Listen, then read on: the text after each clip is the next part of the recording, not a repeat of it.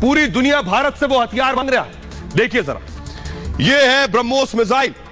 BrahMos missile पर सबकी नजरें और निगाहें थी। ये जो आप हथियार देख रहे हैं, पूरी दुनिया इस हथियार को भारत से मांग रही है कि ये ब्रह्मोस मिसाइल आप हमें दे दीजिए। आइए अब आपको बताते हैं ऐसा क्या है इस मिसाइल में जो आज पूरी दुनिया कह रही है। अलग अलग मुल्क, बड़े बड़े देश भारत से कह रहे हैं कि हमें ये हथियार दे दीजिए। तो आपको बताता हूं इस हथियार में आखिर ऐसा क्या, कौन कौन से देश हैं जो भारत से ब्रह्मोस मिसाइल मांग रहे हैं। ये आप देख रहे हैं, ये है ब्रह्मोस मिसाइल। देखने से भी आपको ताकत का एहसास होगा। 15 देश ब्रह्मोस मांग चुके हैं। 15 देश कह रहे हैं हमें ये मिसाइल दे दो भारत से।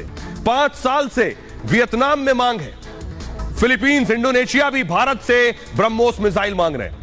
ब्राजील दिलचस्पी दिखा चुका है कि हमें ब्रह्मोस बेच दो। हनोई ने 2011 से आवेदन दे रखा है इस मिसाइल के लिए। भारत में ही इस मिसाइल को दरअसल विकसित किया गया है। मध्यम रेंज वाली सुपरसोनिक क्रूज मिसाइल है ये, और फाइटर जेट और जमीन से इसे लॉन्च किया जा सकता है। पनडुब्बी से भी लॉन्चिंग संभव है इस ब्रह्मोस मिसाइल की। हवा में मार्ग बदलने में सक्षम है, यानी हवा में जब जा रही हो, आपने हिट किया टारगेट को, उसी वक्त ये अपना रास्ता बदल सकती है। 10 मीटर की ऊंचाई पर उड़ान में सक्षम है। रेंज बढ़ाकर इसे 300 से 400 किलोमीटर हो गई है और अधिकतम रफ्तार इसकी 4300 किलोमीटर प्रति घंटे की है। दुश्मन के रडार के पकड़ में नहीं आती है। सबसे खासियत इसकी यह है कि रडार की पकड़ में नहीं आएगी तो सीधे टारगेट पर हिट करेगी। सेना की तीनों विंग्स यानी जल, थल, नभ उसमें शामिल है। मिग-29 और तेजस रफाल में भी इसकी तैनाती की गई है। रूस और भारत का संयुक्त प्रोजेक्ट है ये ब्रह्मोस। ब्रह्मपुत्र और मोस्कवा नदियों पर इसका नाम पड़ा है ब्रह्मोस। आइए अब आपको सुनवाता हूं, सुनिए जरा। प्रधानमंत्री नरेंद्र मोदी ने बताया कि आखिर ये ब्रह्मोस भारत के लिए कितने फख्र की बात है। भारत इस मिसाइल को बनाकर कितना ताकतवर हो गया, सुनिए।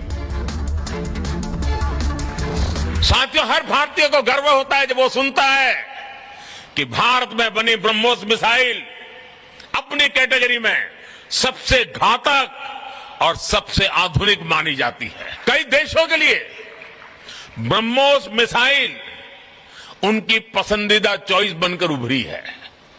साथियों, भारत की टेक्नोलॉजी पर आज दुनिया भरोसा कर रही है क्योंकि भारत की सेनाओं ने उनकी क्षमताओं को साबित किया है।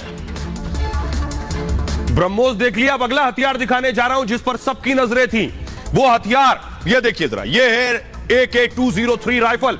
ये भी भारत में बनने जा रही है और इसकी ताकत आपको बताऊंगा, बिजली से ज्यादा, लाइट से ज्यादा तेज रफ्तार है। अगली तस्वीर दिखाइए, ये है AK-203।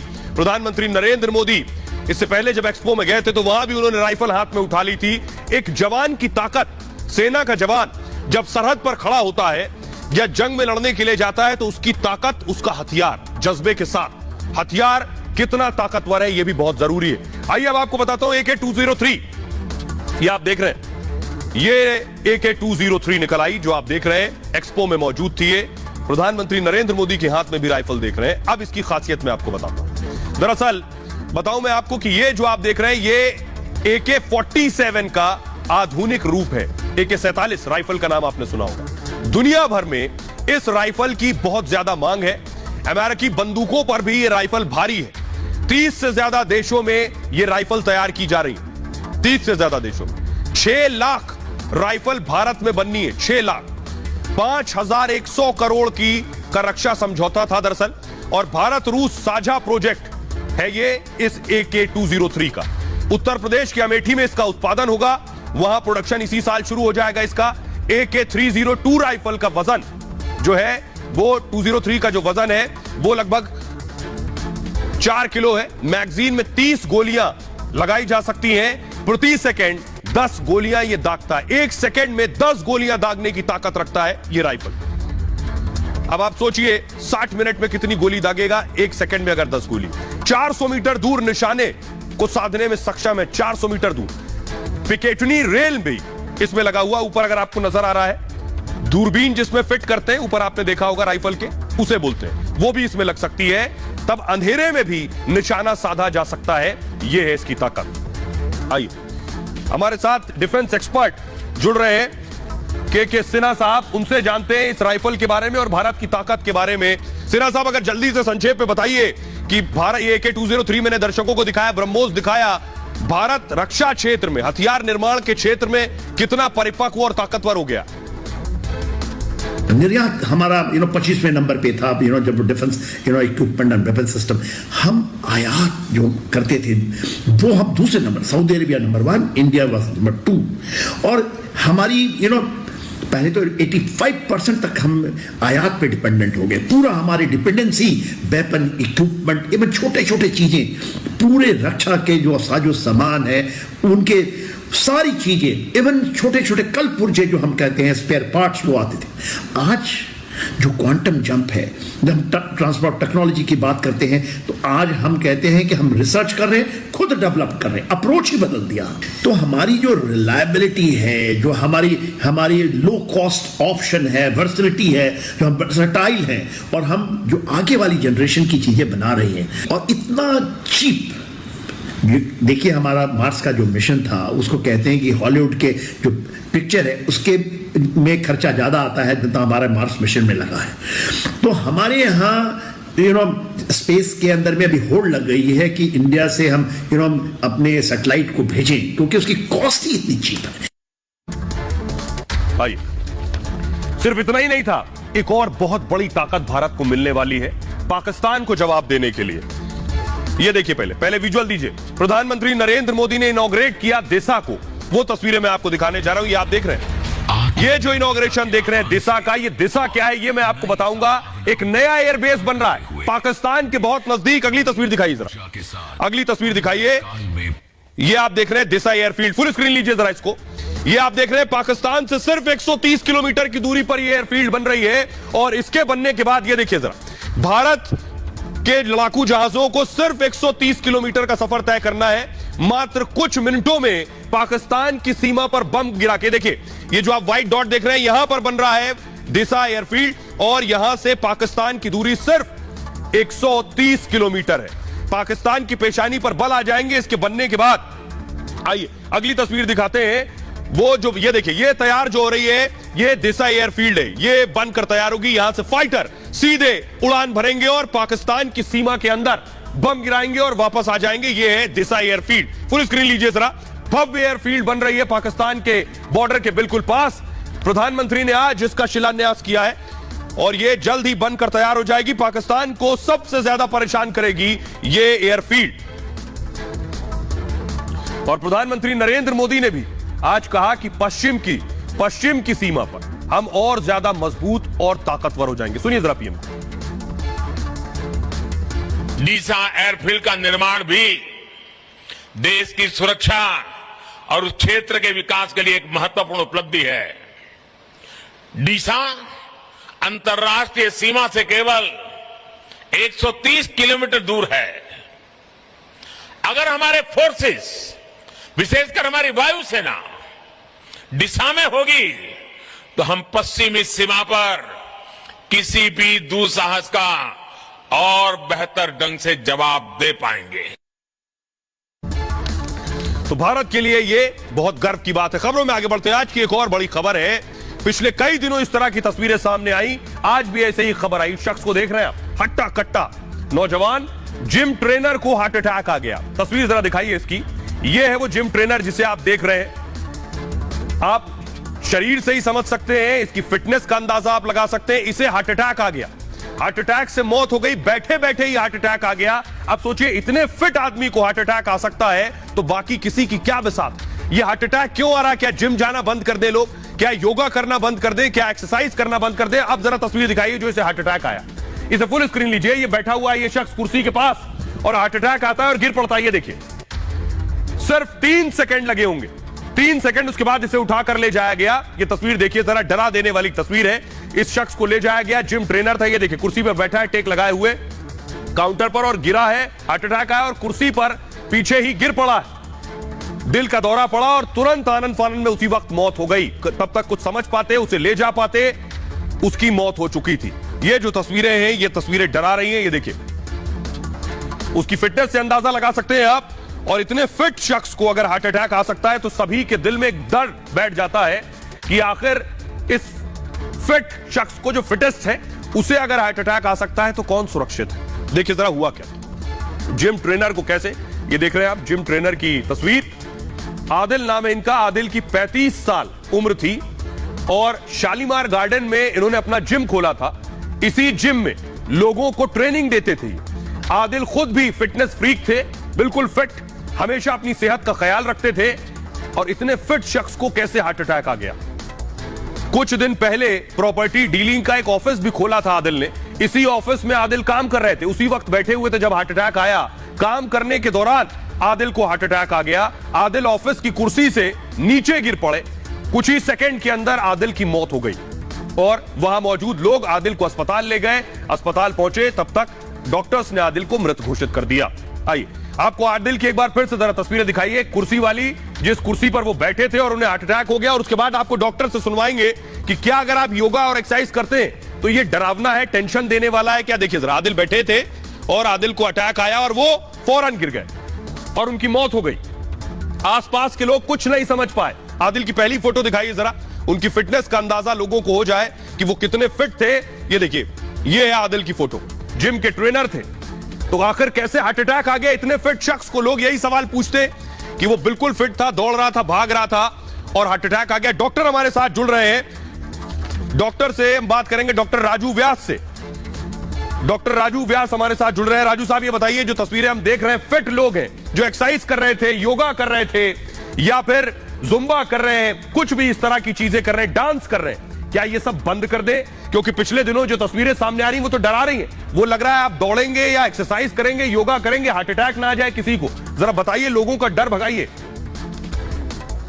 हमें जिम आदि में दिए जाने वाले प्रोटीन के पाउडर को मेडिकल एडवाइजरी के बगैर नहीं लेना चाहिए। जिम में विगरस एक्सरसाइज बगैर मेडिकल फिटनेस के लिए नहीं करनी चाहिए। सभी लोगों को कार्डियक अरेस्ट होने की स्थिति में कार्डियो रेस्पिरेटरी रिससिटेशन आदि करना आना चाहिए, या जिम आदि में एक एक्सपर्ट या इस प्रकार का इंफ्रास्ट्रक्चर होना चाहिए जहां पे कि अगर सडन कार्डियक अरेस्ट होता है तो हम उन्हें रिससिटेट कर पाए।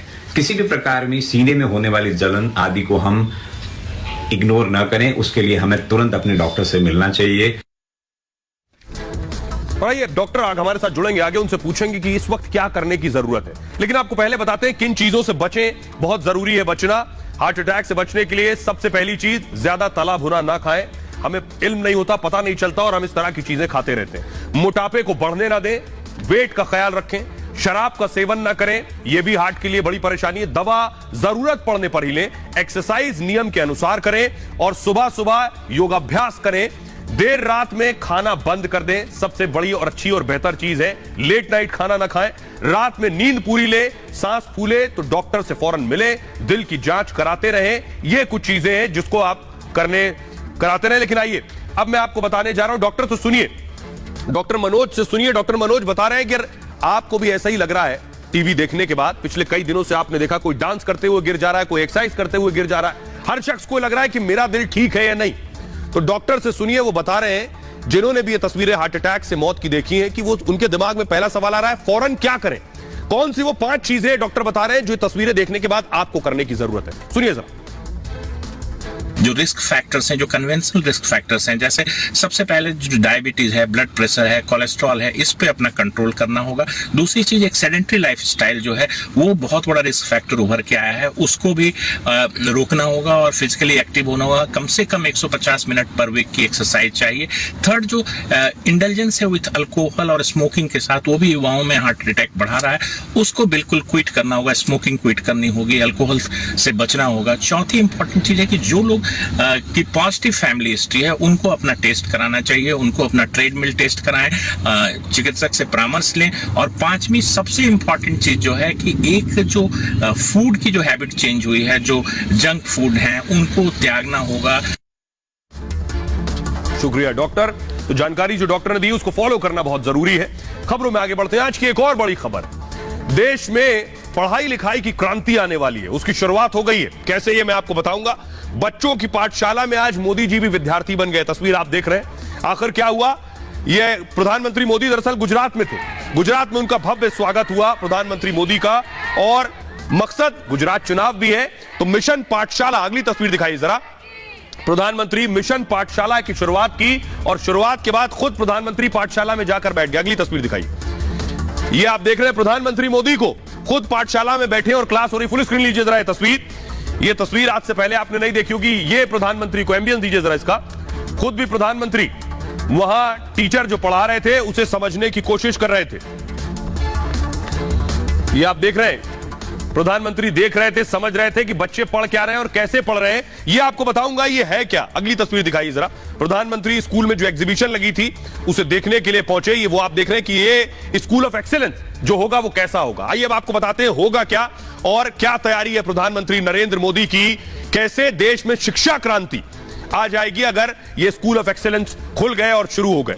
देखिए जरा, ये आप देख रहे हैं प्रधानमंत्री मोदी बच्चों के साथ बैठे हुए पढ़ाई कर रहे हैं। देश के पीएम का ये बहुत बड़ा तोहफा है बच्चों को। मिशन स्कूल ऑफ एक्सीलेंस का शुभारंभ हुआ है। मिशन स्कूल ऑफ एक्सीलेंस क्या है आपको बताऊंगा। गुजरात में स्कूल ऑफ एक्सीलेंस की शुरुआत हो गई है। बच्चों के लिए बहुत अच्छी चीज है। गांधीनगर के सरकारी स्कूल से इसकी शुरुआत की गई है। इससे 5 साल में 1 करोड़ बच्चों को फायदा होने वाला है। इस दौरान प्रधानमंत्री मोदी खुद बच्चों की पाठशाला में बैठ गए। बच्चे क्लास में लैपटॉप और पढ़ाई करते नजर आए। उन्होंने उनके पढ़ने के तौर तरीकों को करीब से देखा। प्रधानमंत्री मोदी ने इस दौरान वो बच्चों के साथ बात भी करते हुए नजर आ रहे थे। इसका मकसद क्या है देखिए, वैज्ञानिक तरीके से शिक्षा देना इसका मकसद है, जो बच्चों और देश की जरूरतों को पूरा कर सके, जिससे बच्चों की क्षमता का बेहतर इस्तेमाल हो। अब इसके तहत होगा क्या, ई लर्निंग पढ़ाई के मोड पर जोर दिया जाएगा। ई लर्निंग यानी लैपटॉप के जरिए पढ़ाई, टैबलेट के जरिए पढ़ाई। 5G स्मार्ट सुविधाओं के साथ बच्चे पढ़ाई कर सकेंगे। 5G भी देश में आ गया। 1,50,000 स्मार्ट क्लासरूम बनाए जाएंगे। स्मार्ट क्लासरूम लगभग 1.5 लाख बनाए जाएंगे। 20,000 नए कंप्यूटर लैब और 50,000 नए क्लास बनेंगे। इसके लिए सरकार 5,000 अटल टिंकरिंग लैब भी बनाएगी, जिसमें 3D प्रिंटिंग, रोबोटिक्स तकनीक पर जोर दिया जाएगा। इसके बारे में आपको बताऊं, आर्टिफिशियल इंटेलिजेंस से भी छात्रों को रूबरू कराया जाएगा इसके अंदर।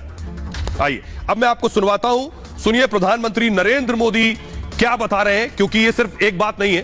प्रधानमंत्री नरेंद्र मोदी बता रहे हैं कि कैसे शिक्षा में क्रांति का दौर शुरू हो चुका है। सुनिए जरा। नई राष्ट्रीय शिक्षा नीति में जिस प्रकार क्रिटिकल थिंकिंग पर फोकस किया गया है, बच्चों को अपनी ही भाषा में बेहतर शिक्षा का विजन हो, उसको ये स्कूल जमीन पर उतारेंगे। भारतीय भाषाओं में भी साइंस, टेक्नोलॉजी, मेडिकल, इस पढ़ाई के विकल्प अब विद्यार्थियों को मिलना शुरू हो गया। गुजराती सहित अनेक भारतीय भाषाओं में पाठ्यक्रम बनाने के लिए प्रयास चल रहे हैं। अब मैं आपको बताने जा रहा हूं कि भारत में अब पढ़ाई हिंदी में होगी, मातृभाषा में होगी। और ये वो देश जो अपनी भाषा में पढ़ाई करते रहे, वो देशों के लिए फायदा क्या रहा है ये मैं आपको बताऊंगा। उसमें अमेरिका शुमार है। अगली तस्वीर दिखाइए।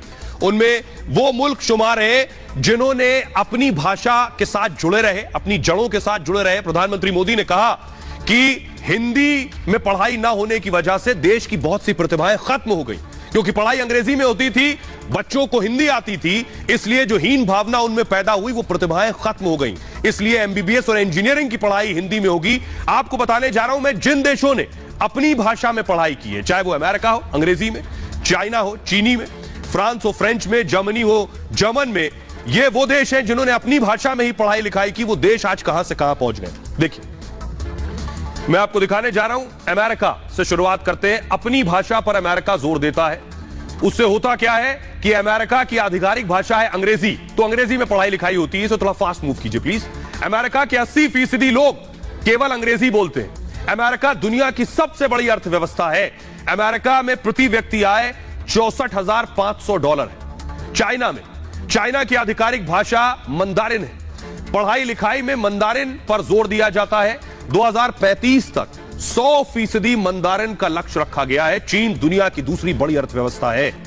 चीन की अर्थव्यवस्था $30 ट्रिलियन की। ये बताने का मकसद सिर्फ ये है कि जो देश अपनी भाषा में ही रिसर्च यानी शोध कर रहे थे, पढ़ाई लिखाई कर रहे थे, उनके यहां प्रतिभाएं बहुत तेजी से आगे बढ़ी, उनके यहां विकास भी उतनी तेजी से हुआ है। तो भाषा का कैसे ताल्लुक है। प्रति व्यक्ति आय चीन में $14,340 है। फ्रांस की आधिकारिक भाषा फ्रेंच है। फ्रांस में लोग इसी भाषा में पढ़ाई लिखाई और रिसर्च करते हैं। शिक्षा और शोध में फ्रेंच भाषा पर ही जोर दिया जाता है। फ्रांस की करीब पूरी आबादी फ्रेंच बोलती है। दुनिया की 7 बड़ी अर्थव्यवस्थाओं में एक है फ्रांस। यूरोप की दूसरी सबसे बड़ी अर्थव्यवस्था है। प्रति व्यक्ति सालाना आय $38,625। जर्मनी की बात करें तो जर्मनी की आधिकारिक भाषा जर्मन है। ज्यादातर कामकाज जर्मन भाषा में ही होता है। स्कूल, कॉलेज और शोध में जर्मन पर ही जोर दिया जाता है। जर्मनी यूरोप में सबसे बड़ी अर्थव्यवस्था है। जर्मनी तीसरा सबसे बड़ा निर्यातक देश भी है। प्रति व्यक्ति सालाना आय 47,700 यूरो है जर्मनी की। ब्रिटेन की बात कर लीजिए। ब्रिटेन में अंग्रेजी बोली जाती है। अंग्रेजी उसकी आधिकारिक भाषा भी है और ब्रिटेन दुनिया की 6ठी अर्थव्यवस्था है। प्रति व्यक्ति सालाना आय $45,000 है ब्रिटेन में। ये बताने का मकसद और मतलब सिर्फ इतना था कि अपनी भाषा में जब प्रतिभाएं पढ़ेंगी तो ज्यादा हर लिहाज से विकास होगा और तरक्की भी होगी। जरा सुनिए पीएम मोदी को। हमने इंटरनेट की फर्स्ट जी से लेकर 4G तक की सेवाओं का उपयोग किया है। अब देश में 5G बड़ा बदलाव लाने वाला है। आज 5G स्मार्ट सुविधाएं, स्मार्ट क्लासरूम, स्मार्ट टीचिंग से आगे बढ़कर हमारी शिक्षा व्यवस्था को नेक्स्ट लेवल पर ले जाएगा। खबरों में आगे बढ़ते हैं। आज की एक और बड़ी खबर आतंकिस्तान के भाईजान जिनपिंग आतंकिस्तान के भाईजान कैसे बन गए मैं आपको बताऊंगा। आतंकियों के साथ आकर खड़े हो गए शी जिनपिंग। अगली तस्वीर दिखाइए जरा, कैसे शी जिनपिंग पाकिस्तान के साथ खड़े होने के लिए आतंकी भी उन्हें मंजूर है। तो देखिए जरा, आतंकिस्तान के साथ क्यों और कैसे खड़े हो गए जिनपिंग। आखिर क्या हुआ ऐसा जो वो उनके साथ आकर खड़े होने की परिस्थिति बन गई। देखिए, ये आप देख रहे हैं, संयुक्त राष्ट्र में भारत अमेरिका दरअसल एक प्रस्ताव लेकर आए। प्रस्ताव पाकिस्तान के आतंक के खिलाफ था, एक आतंकी के खिलाफ था यह प्रस्ताव। लश्कर के इस आतंकी का नाम शाहिद मोहम्मद है। शाहिद को ग्लोबल टेररिस्ट घोषित कराना था। अमेरिका और भारत साथ में थे। चीन ने भारत यूएस प्रस्ताव पर बाधा लगाई, ब्लॉक कर दिया उसे। पिछले कुछ महीनों में यह चीन का चौथा समर्थन है इस तरह का आतंकी को। सोचिए, अमेरिका ने महमूद को वैश्विक आतंकी सूची में डाला हुआ है और 2016 से ही महमूद अमेरिका की आतंकी लिस्ट में है, लेकिन चीन को यह आतंकी पसंद है। शाहिद महमूद लश्कर का सुप्रीम सदस्य है और 2007 में शाहिद महमूद लश्कर से जुड़ा था। लश्कर तैयबा के लिए फंड जुटाता था यह आतंकी। लश्कर के ह्यूमैनिटेरियन विंग में शामिल हुआ ये और इसी विंग के जरिए फंड जुटाया जाता है। शाहिद आतंकी साजिद मीर का करीबी बताया जाता है। साजिद मीर 26/11 का मास्टरमाइंड है, लेकिन चीन उसकी पैरवी कर रहा था। आइए मैं आपको दिखाने जा रहा हूं, यह पहली बार नहीं हुआ। इससे पहले भी बहुत से आतंकी हैं जिन आतंकियों के साथ आकर खड़ा हुआ है और खड़ा होता रहा है चीन और जिनपिंग। लेकिन सवाल यह है कि जब आतंकी इनके ऊपर आकर चढ़ाई करते हैं तब इन्हें आतंक परेशान करता है, तब इन्हें आतंक से खौफ लगता है और डर लगता है। विजुअल दिखाइए प्लीज। तो सवाल यह है कि आखिर इस बार लश्कर के आतंकी का साथ क्यों आकर खड़े हो गए, ये एक बुनियादी सवाल यह है। और बड़ी बात एक और है कि यूएन की जो मीटिंग हुई, उस मीटिंग में इससे पहले आपको याद होगा मसूद अजहर पर वीटो लिया था। दूसरा ग्राफिक्स आया क्या, कैसे घोषित होता है, देखिए जरा। हाफिज सईद, अब मैं आपको बताने जा रहा हूं किस किस पर वीटो लगाया। हाफिज सईद का बहनोई है अब्दुल रहमान मक्की, जम्मू कश्मीर में हमलों में शामिल रहा है। 2008 में सीआरपीएफ कैंप पर इसने हमला कराया। आतंकियों के लिए यह फंडिंग जुटाता रहा है। जून में मक्की पर प्रस्ताव आया था और उस प्रस्ताव पर वीटो लगा दिया। अब्दुल रऊफ अगला आतंकी मसूद अजहर का छोटा भाई है। जैश ए मोहम्मद का शीर्ष कमांडर है। ये भारत का मोस्ट वांटेड आतंकी है। 1999 में विमान हाईजैकिंग की थी इसने। 2001 संसद हमले में शामिल था ये। एयरफोर्स अटैक में भी शामिल रहा है। तीसरा आतंकी है साजिद मीर। साजिद मीर भारत का मोस्ट वांटेड है और मुंबई हमले का मुख्य साजिश करता है। पाकिस्तान से हमले की कमांड दे रहा था ये। कसाब दूसरे आतंकियों से फोन पर जुड़ा था। सितंबर में यूनाइटेड नेशंस में मीर पर प्रस्ताव आया था। तो ये जो आतंकियों को आप देख रहे हैं, ये आतंकियों के साथ चीन आकर खड़ा होता रहा। ये बताता है, ये आप देख रहे हैं यूनाइटेड नेशन सिक्योरिटी काउंसिल का परमानेंट मेंबर है चीन। उसके पास वीटो पावर है और उस वीटो पावर का इस्तेमाल करके वो आतंकियों को ग्लोबल टेररिस्ट घोषित करने में आड़े आता रहा है। लेकिन खुद के आंगन में जो सांप पालते हैं और या सांप को दूध पिलाते हैं, उनको खुद सांप एक बार